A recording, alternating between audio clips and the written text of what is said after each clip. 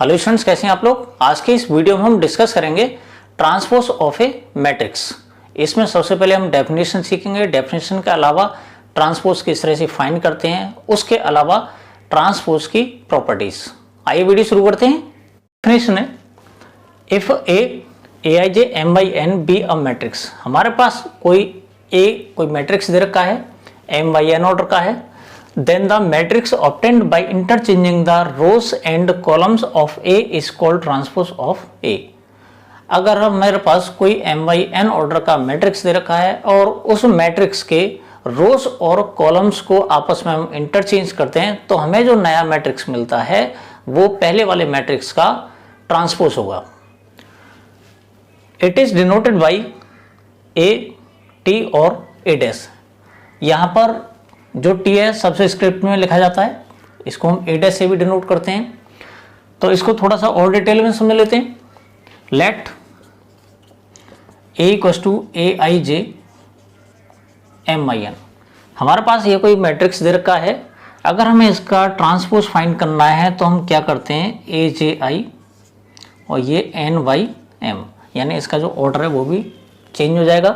जो रोज थी वो कॉलम्स में कन्वर्ट हो जाएंगी और जो कॉलम्स हैं वो रोज में कन्वर्ट हो जाएंगे और ये जो Aij है वो Aj में कन्वर्ट हो जाएगा। इसको एग्जाम्पल की हेल्प से समझते हैं। तो एग्जाम्पल में हम देखते हैं कि लेट A इक्वल्स टू 1 2 3 4 5 6। तो इसमें हम देखते हैं इसका जो ऑर्डर है वो 2/3 का है।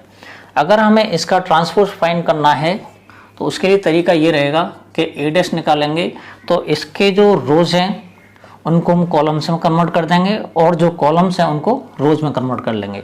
तो ये जो R1 है वो तो C1 में कन्वर्ट हो जाएगी, यानी जो R1 है वो C1 में कन्वर्ट हो जाएगी और ये जो R2 है वो C2 में कन्वर्ट हो जाएगी। तो यहाँ पर इसको हम लिख सकते हैं 1 2 3 1 2 3 और इधर हो जाएगा 4 5 6।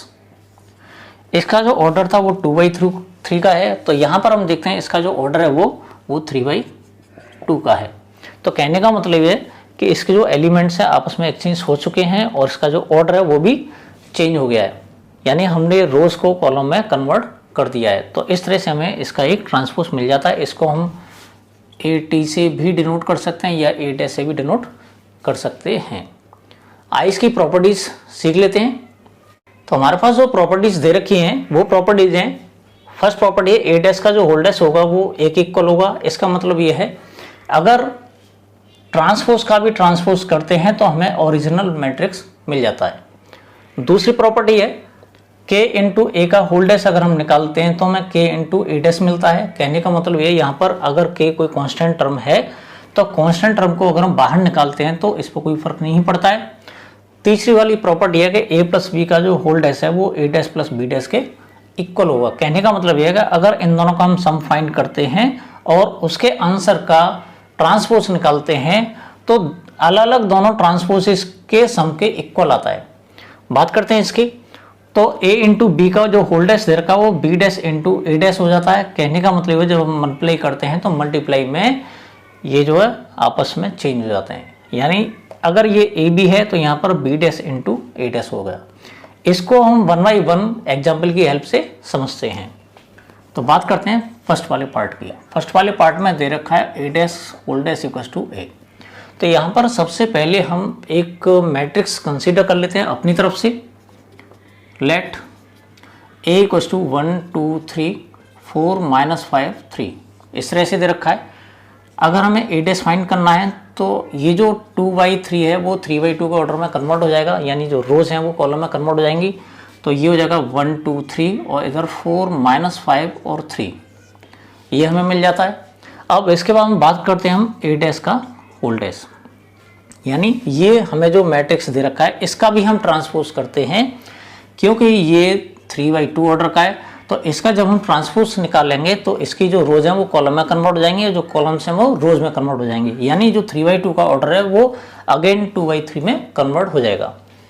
तो इसकी जो रोज हैं वो कॉलम्स में कन्वर्ट कर लेते हैं। तो 1 4 इधर 2 -5 और 3 3 और हमें ये भी मालूम था कि ये ओरिजिनल मैट्रिक्स से मैच कर रहा है। तो ये ए मिल जाता है। कहने का मतलब हुआ कि ट्रांसपोज का जो आंसर मिलता है हमें ओरिजिनल मैट्रिक्स के बराबर मिल जाता है। इसकी जो दूसरी प्रॉपर्टी है,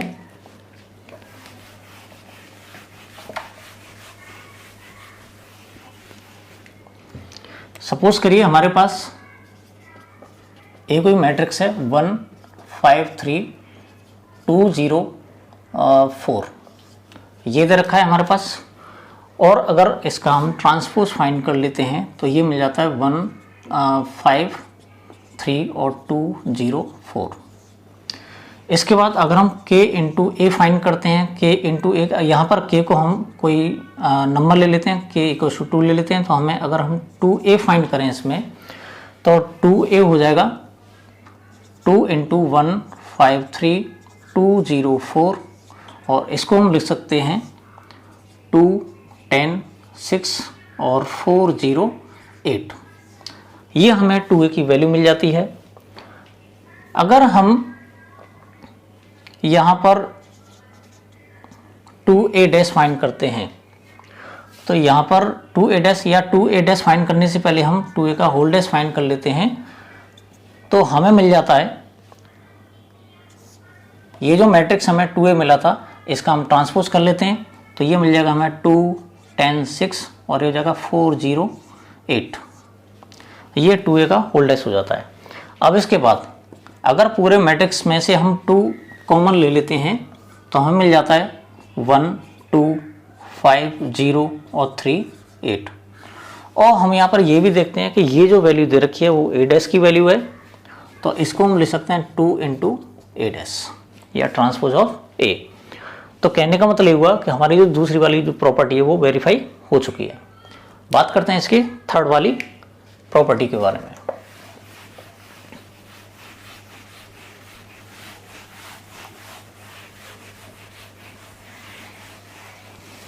थर्ड प्रॉपर्टी में हमें दे रखा है a प्लस बी का जो होल डैश है वो a dash plus B dash के इक्वल होगा। तो यहाँ पर हम अलग अलग दो मैट्रिसेस ले लेते हैं, लेकिन हमें ये भी ध्यान रखना है कि दोनों मैट्रिसेस होंगे वो सेम ऑर्डर के होने चाहिए, क्योंकि तभी a प्लस बी पॉसिबल होगा इसमें। तो यहाँ पर let a equals to 1 2 3 4 2 1 and b equals to -1 3 4 2 0 5। ये हमने 2/3 ऑर्डर का लिया, ये भी 2/3 ऑर्डर का लिया है। सबसे पहले हम फाइंड करते हैं a प्लस बी। जब हम a प्लस बी फाइंड करते हैं तो हमें मिल जाएगा, दोनों को मैं डायरेक्ट ऐड कर रहा हूँ, तो इसके जो करस्पॉन्डिंग एलिमेंट्स हैं वो ऐड हो जाएंगे। तो 1 -1 0 हो जाएगा, 2 3 5 मिलेगा हमें, 3 और 4 7 मिल जाएगा। इधर 4 2 8 6 मिल जाएगा, 2 0 2 मिल जाएगा और 1 5 6 मिल जाएगा। तो ये हमें मिलता है a प्लस बी का सम। अब इसके बाद में अगर हम a प्लस बी का होल डैश निकालते हैं तो ये जो 2/3 ऑर्डर का हमें मैट्रिक्स मिला है वो कन्वर्ट हो जाएगा ट्रांसपोज की वजह से 3/2 में। तो ये मिल जाएगा हमें 0 5 7 और 6 2 6। यानी हमने इसको जो रोज और कॉलम सी वो आपस में एक्सचेंज कर लिए। ये 3/2 ऑर्डर का हमें मैट्रिक्स मिल चुका है। अब बात करते हैं बी डैश और ए डैश की। तो अगर हम ए डैश फाइंड करते हैं तो ए डैश हमारे पास हो जाएगा 1 2 3 और इधर 4 2 1। इसी तरह से अगर हम बी डैश फाइंड करते हैं तो ये जो 2/3 ऑर्डर है ये चेंज हो जाएगा 3/2 ऑर्डर में। तो -1 3 4 और ये 2 0 5। अब हम फाइंड करते हैं ए डैश प्लस बी डैश, दोनों का सम फाइंड करेंगे। ये भी 3/2 ऑर्डर का, ये भी 3/2 ऑर्डर का है, दोनों का हम सम फाइंड करते हैं, डायरेक्ट कर रहा हूँ। तो यहाँ पर 1 के साथ में -1 हो जाएगा, 0 हो जाएगा, इधर 4 के साथ में 2 हो जाएगा तो ये 6 हो जाएगा, 2 के साथ 3 हो जाएगा 5 और 2 के साथ में 0 2 हो जाएगा, इधर 3 के साथ में 4 7 हो जाएगा और इधर 1 के साथ में 5 दे रखा है तो ये 6 हो जाएगा। ये भी आप 3/2 ऑर्डर का है। तो यहाँ पर हम देखते हैं कि ये जो मैट्रिक्स है वो सीधा सीधा इससे मैच कर रहा है, यानी ए डैश प्लस बी डैश की जो वैल्यू है वो किसके इक्वल आ रही है, ए प्लस बी का होल डैश। तो इसमें हमारी थर्ड वाली प्रॉपर्टी वेरीफाई हो चुकी है। आइए बात करते हैं हम फोर्थ वाली प्रॉपर्टी के बारे में।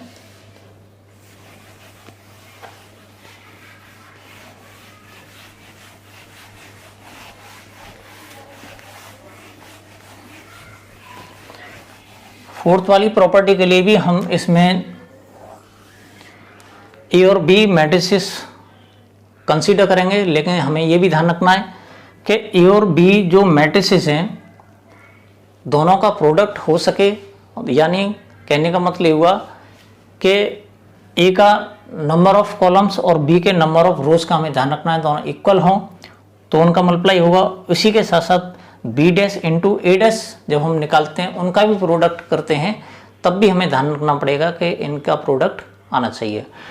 तो इसके लिए हम सबसे पहले एक काम कर लेते हैं कि ए और बी जो मैट्रिसेस दे रखे हैं उनको एक ऐसे मैट्रिसेस कंसीडर करते हैं ताकि प्रॉब्लम ना आए, यानी हम दोनों को स्क्वायर मैट्रिसेस ले लेते हैं 2x2 ऑर्डर का। Let A equals to 2 0 5 2 and B equals to 1 -1 -2 और इधर 4। ये भी 2x2 ऑर्डर का है, ये भी 2x2 ऑर्डर का है। तो अगर हम इन दोनों का प्रोडक्ट फाइंड करें तो ए बी, तो ये भी हमें 2x2 ऑर्डर का मिलेगा। 2 0 5 2 इधर 1 -1 -2 4। जब हम इनका प्रोडक्ट फाइंड करते हैं तो इस रो का मल्टीप्लाई करते हैं इसके साथ में, 2 के साथ में 1 का मल्टीप्लाई करेंगे तो ये 2 हो जाएगा, 0 के साथ में -2 का मल्टीप्लाई करेंगे तो ये 0 हो जाएगा।